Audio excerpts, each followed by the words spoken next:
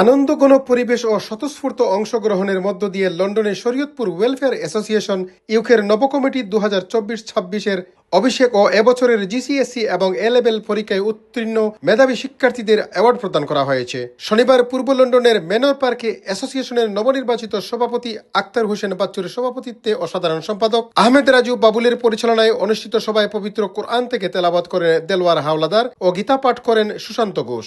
Shariatpur ওয়েলফেয়ারের president হিসেবে সবাইকে অভিনন্দন।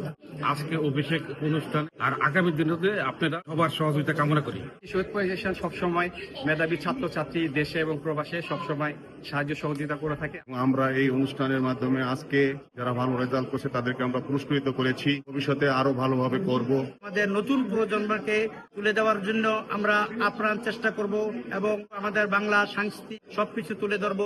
বিলেতে যারা আছি তাদেরকে বিভিন্ন সাহায্য সহযোগিতা করছি এই অ্যাসোসিয়েশনের মাধ্যমে। অনুষ্ঠানে বক্তব্য রাখেন সহসভাপতি হাকিম শিকদার শফিকুল ইসলাম, কুন্টু যুগ্ম সাধারণ সম্পাদক এমদাদ হোসেন বাবু, সাংগঠনিক সম্পাদক সুমন দাস, মহিলা সম্পাদিকা আঞ্জু আরা মনোয়ার, কোষাধ্যক্ষ আলম শিকদার, টিটু খান, উপদেষ্টা রফিকুল্লাহ মুন্সি, কামাল দেওয়ান, নাসির উদ্দিন মাতবর, দেলওয়ার হোসেন মজু ব্যাপারী, মাসুদ সর্দার ও অনেকে।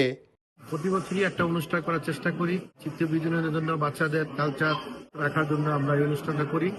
মনোজ্ঞ সাংস্কৃতিক সন্ধ্যার মাধ্যমে আমাদের যে আনন্দটা দিয়েছে এবং আমাদের যে নতুন প্রজন্ম আছে তারাও আমাদের এই বাংলার সংস্কৃতি সেটা তুলে ধরবে।